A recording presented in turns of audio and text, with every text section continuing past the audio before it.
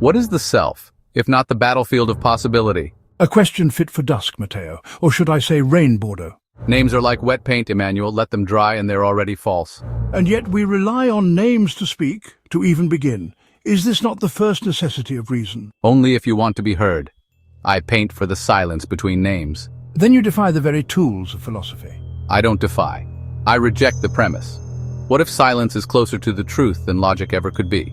Interesting, but silence cannot legislate. A moral world cannot be built on abstraction alone. Is that your aim? To build a moral world? It is man's duty to strive toward the good through the rational will. Autonomy for me is moral law self-imposed. Autonomy, you say, and yet you demand that every rational being impose the same law. That's not autonomy, that's elegant obedience. Obedience to what is right is not slavery, but liberation. No, it's just another possibility clinging to your shoulder like a crow. You think freedom is the capacity to choose well. I say it's the courage to not need to choose at all. You make freedom into passivity, into negation. Not passivity, transcendence. When you no longer seek, you are no longer bound. That's the purest freedom. Your thought resembles mysticism more than philosophy. And your thought resembles bureaucracy more than life. Didn't. Let me ask you something. When was the last time you did something irrational? That's not a question I value. Exactly. And that's why you're not free. You filter the world through your categories, your imperatives, your distinctions between noumenon and phenomenon. But real life bleeds through those neat little cages. The categories are not cages, they are conditions for experience. They are scaffolding over the void, and I say, burn it, stand in the void. And fall into madness? Maybe, but madness is closer to truth than calculation. You reduce ethics to impulse. I elevate impulse to truth. Then what of justice? What of duty to others? Duty built on fear of chaos is not duty. It's architecture trembling in the wind. I serve others not because of a universal law, but because I feel them. Feeling is fleeting, law remains. Law remains like a monument to itself. Feeling becomes art, becomes memory, becomes scream. Patched by the shackles of normality, I place my brush against the beginnings that scream within me. A scream, actually. Listen, I understand that the scream is not heard. I understand the ridicule and rejection. I also understand the consequence, shame. But I also understand the brush. The brush will speak, it will tell you something. Your children's children will forget you. Your happiness and sadness will be forgotten. Your foundations and your roofs will disappear along with the supporting pillars. Do you know why this is so? It's because you think you know, because you don't question, because you accept existence. It's because you don't want to be ridiculed, you want to be liked. Your children's children will forget you. That is unsettling. Because it's true. We build palaces of certainty on sand and then act surprised when time swallows them. So you embrace oblivion? I embrace freedom from memory, from image, from legacy. That is the release from possibility. You think we are free because we can choose. I say we're free only when we no longer need to. This position borders on despair. No, it births hope. Once you let go of the need to be meaningful, you can finally live. That contradicts the dignity of rational nature. No, it resurrects it. You place dignity in the law, I place it in the surrender. You dismantle reason. No, I recognize its limits. Then you are not a philosopher. I'm something older than philosophy. I'm the one who stood at the cave wall and refused to draw.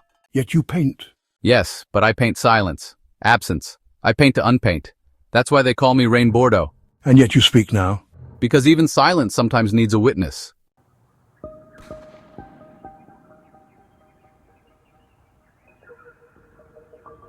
You speak with such ease about forgetting, but does not man yearn to be remembered? Yes, and that's the chain.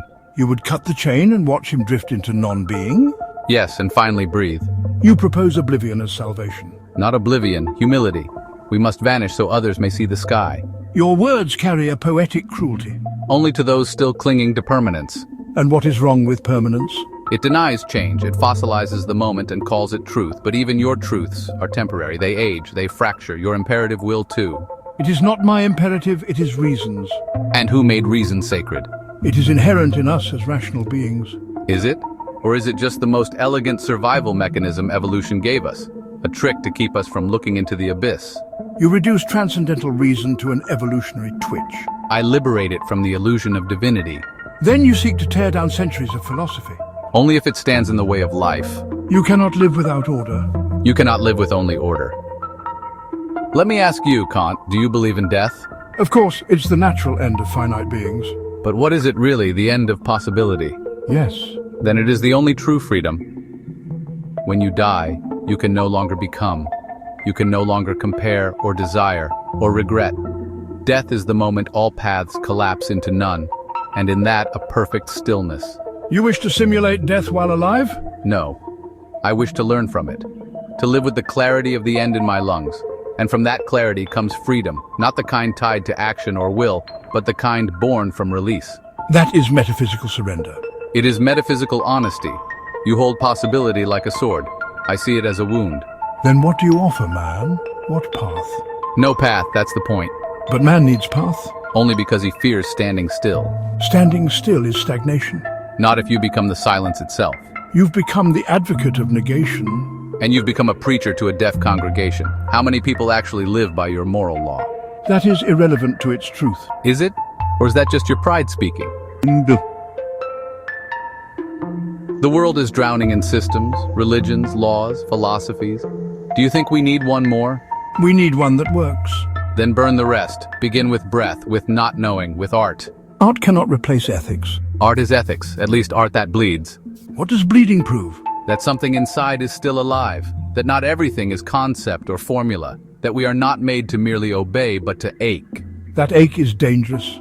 And so is pretending it doesn't exist. You accuse me of coldness. I accuse your system of it, not you. You, I think, once knew the scream, but you buried it in critiques. You've read them? Every page, and they are beautiful.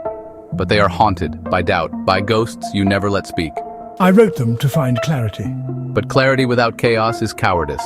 You want to destabilize the very foundations of reason. I want to expose them, to show they are human, like us, breakable, fallible, glorious in their frailty. And after you expose them, what then?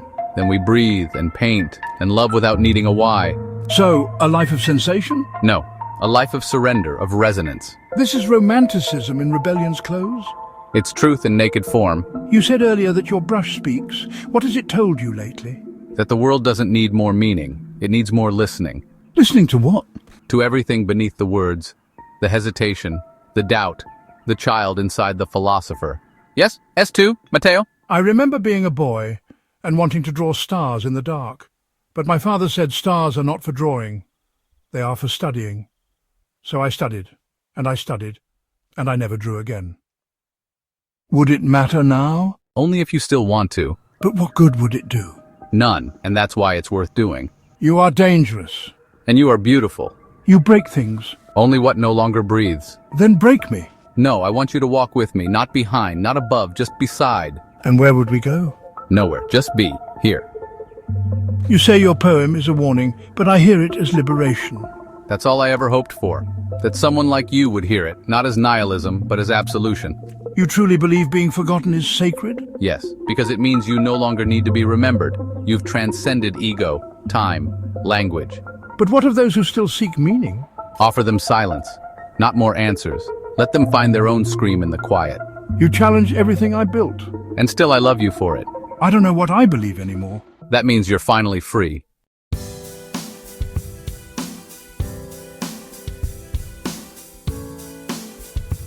I've spent my entire life trying to build a system, a fortress of reason. And it was noble. But perhaps nobility was my veil. Behind it I see now, I was terrified. Of the void you walk into so freely. Of contradiction, of failure, of being nothing more than another voice among the noise. And now?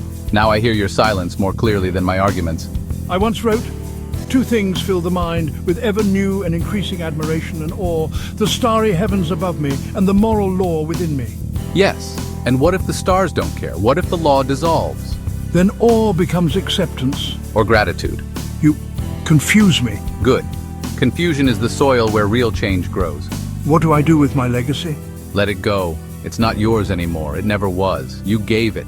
Like I give my paintings to walls or my poems to strangers. They don't belong to me, not once they're born. But they define us. No, they pass through us. And if they misunderstand? Let them. Misunderstanding is part of the truth too. You make it sound so simple. It's not.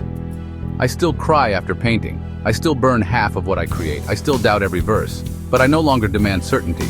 And what takes its place? Presence. And presence is freedom from possibility.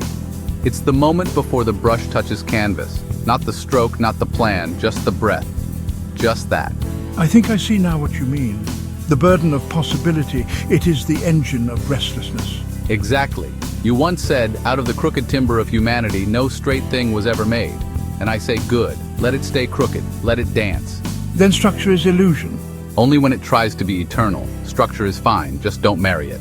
So, even reason is temporary? Even reason, especially reason. That is a hard truth. And if I accept it, You'll be freer than you've ever been. I feel as if I'm dying. No, you're just waking up.